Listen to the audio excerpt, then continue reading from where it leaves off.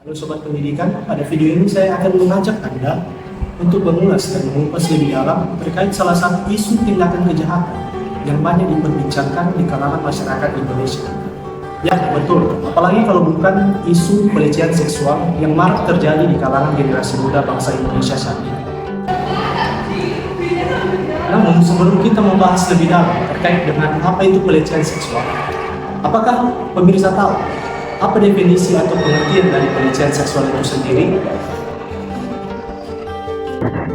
Definisi dari pelecehan seksual adalah aksi tidak senonoh yang melibatkan tindakan fisik maupun non-fisik dengan sasaran organ seksual atau seksualitas korban.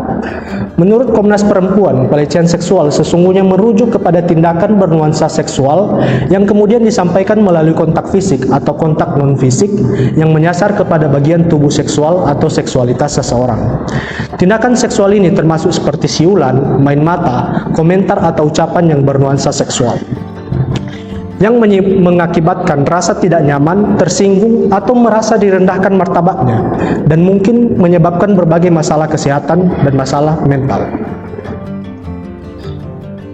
Perlu diketahui, di sepanjang tahun 2023, menurut data Kementerian Pemberdayaan Perempuan dan Perlindungan Anak, dalam periode 1 Januari sampai 27 September 2023, ada 19.593 kasus kekerasan seksual yang tercatat di seluruh Indonesia. Angka tersebut merupakan jumlah kasus real time pada periode pembaruan data pukul 14.35 WIB. Data dihimpun melalui Sistem Informasi Online Perlindungan Perempuan dan Anak Simponi PPA. Dari seluruh kasus kekerasan seksual tersebut, 17.347 orang korban merupakan perempuan dan 3.987 korban berjenis kelamin laki-laki. Adapun berdasarkan usianya, korban kekerasan di Indonesia didominasi oleh kelompok usia 13 sampai 17 tahun.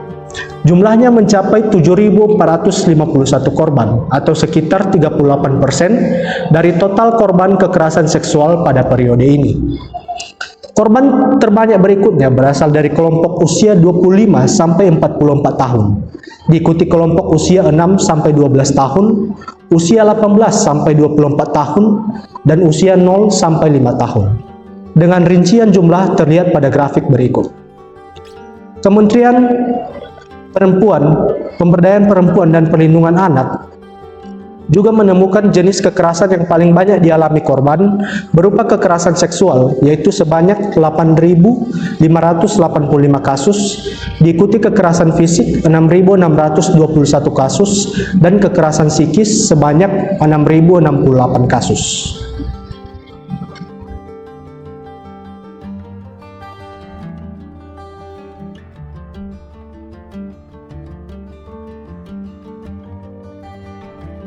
Adapun beberapa jenis tindakan pelecehan seksual yang sering terjadi di lingkungan sekitar, seperti yang ditayangkan dalam beberapa adegan berikut. Menyampaikan rayuan, lelucon, atau siulan yang bernuansa seksual kepada korban. Mengirimkan chat atau gambar-gambar yang bernuansa seksual kepada korban tanpa persetujuan si korban dan membujuk si korban untuk melakukan adegan seks. Merekam atau mengambil gambar serta audio secara diam-diam tanpa persetujuan dari si korban. Terkait dengan banyaknya isu tindakan pelecehan seksual yang terjadi di kalangan generasi muda, kami sudah mewawancarai dan meminta beberapa tanggapan dari beberapa mahasiswi terkait dengan pendapat mereka tentang pelecehan seksual yang marak terjadi di kalangan generasi muda bangsa Indonesia. Mari kita dengarkan. Perkenalkan, nama saya Ayu Sarun Sosmanung Khalid dari jurusan Manajemen Prodi Kewirausahaan Fakultas Ekonomi. Pertanyaan pertama yaitu, menurut kakak, apa saja faktor-faktor yang menjadi penyebab terjadinya pelecehan seksual? Kalau menurut aku, faktor-faktornya tuh salah satunya dari pikiran pelaku ya, karena kalau dari pakaian atau segala macam itu nggak terlalu mempengaruhi. Tergantung dari pemikiran mereka sih. Itu kan lingkungan masing-masing pasti berbeda. Itu sih menurut aku. Perkenalkan, nama saya Syahrina Zahara dari Fakultas Ekonomi jurusan Akuntansi.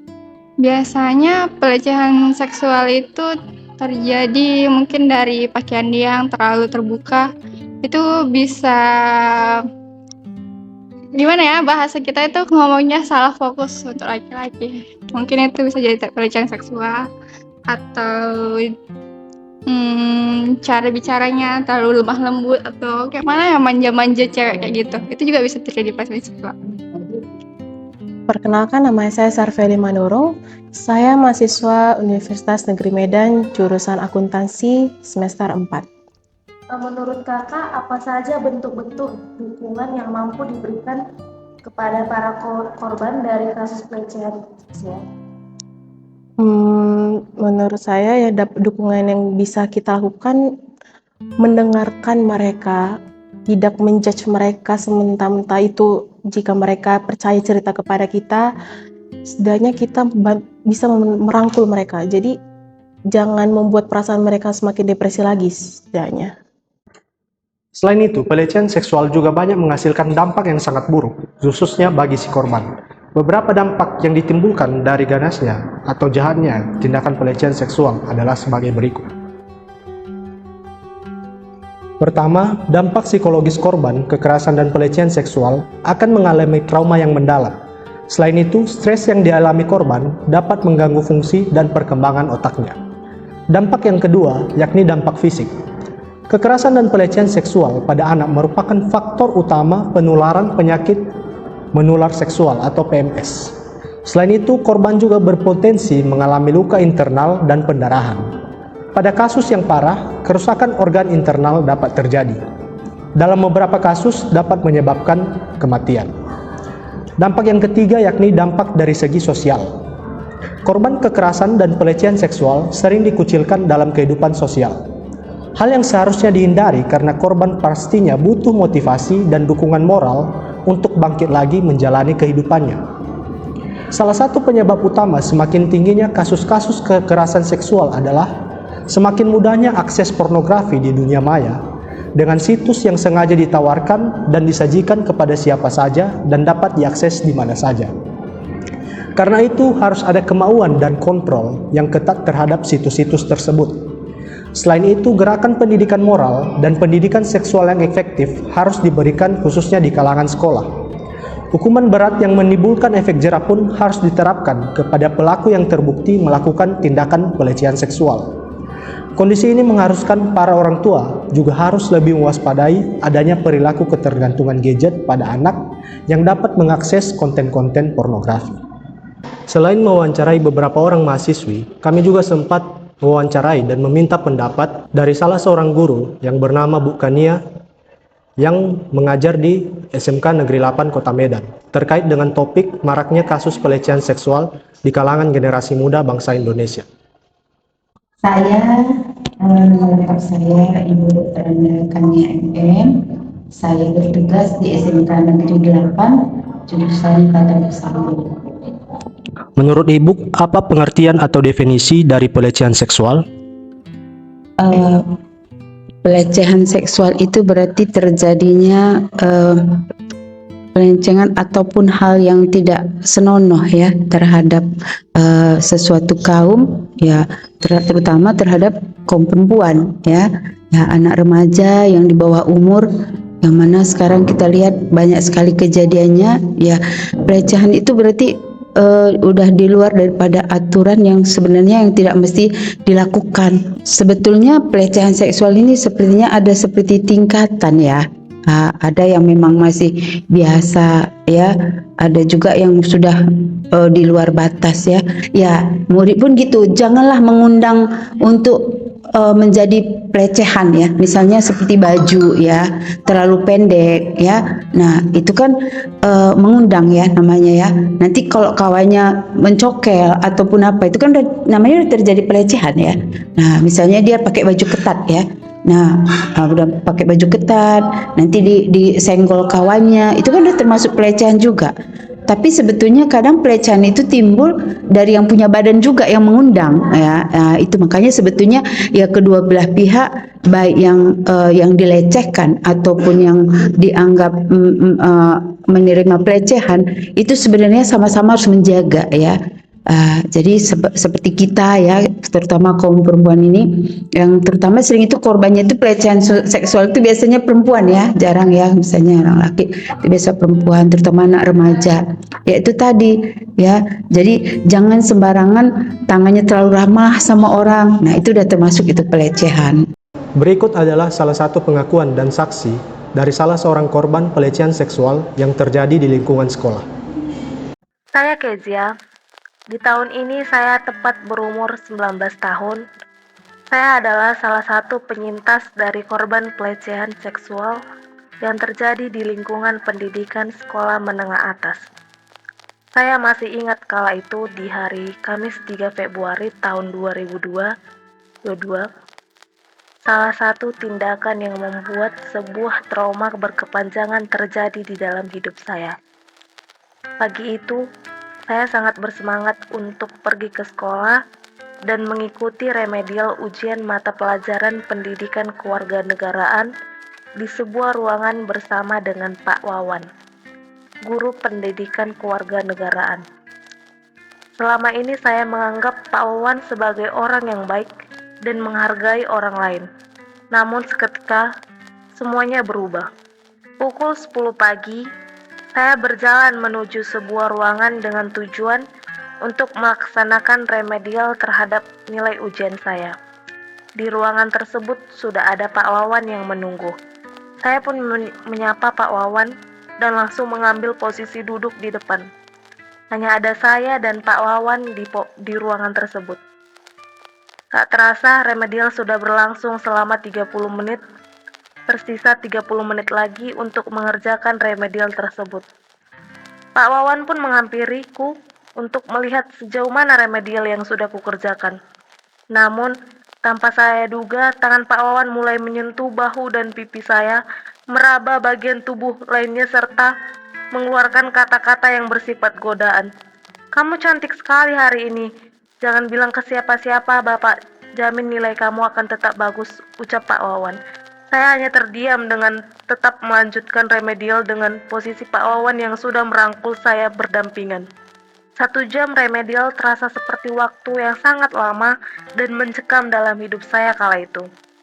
Tidak menyangka bahwa tindakan dari salah satu oknum dapat mencoreng nama baik lembaga pendidikan. Banyak dampak negatif yang terjadi dalam hidup saya setelah kejadian itu. Tidak ada lagi interaksi dan komunikasi yang baik antara saya dan Pak Wawan. Lantas, entah mengapa, keberanian diri untuk melaporkan seakan-akan terkubur oleh rasa trauma dan ketakutan.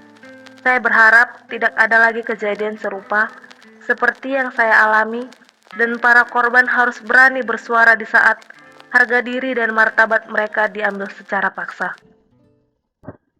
Setelah mendengar kisah dan pengakuan dari salah seorang korban yang bernama Kezia, di mana ia adalah korban dari tindakan pelecehan seksual yang terjadi di lingkungan sekolah, ada satu pelajaran yang bisa kita ambil dari kisah tersebut, yakni bagaimana cara kita agar menjaga diri kita, khususnya terhadap lingkungan sekitar, agar tidak terjadinya pelecehan seksual yang terjadi pada diri kita yang melibatkan orang lain sebagai pelakunya. Ada pun beberapa upaya, langkah, serta solusi yang dapat kita lakukan agar terhindar dari berbagai tindakan pelecehan seksual, khususnya yang terjadi di lingkungan sekitar kita. Pertama, menghindari tempat sepi dan situasi yang berbahaya dan berpotensi menimbulkan niat pelaku untuk melakukan tindakan pelecehan seksual. Kedua, berani bersikap tegas. Apabila dipaksa atau mengalami perilaku tidak senonoh di luar dugaan, segera ambil tindakan. Ceritakan kejadian yang dialami pada anggota keluarga atau sahabat dan kerabat dekat yang bisa dipercaya. Ketiga, bersikap percaya diri. Menurut salah satu komisioner Komnas Perempuan, Siti Aminah Tardi, wanita yang terlihat tidak percaya diri dan tampak lemah lebih berisiko mengalami kekerasan seksual ketimbang mereka yang percaya diri. Pasalnya, mereka yang tidak percaya diri biasanya lebih takut melawan dan berbicara ketika menjadi korban kekerasan seksual. Oleh karena itu, jadilah lebih percaya diri sebagai upaya pencegahan terjadinya pelecehan seksual.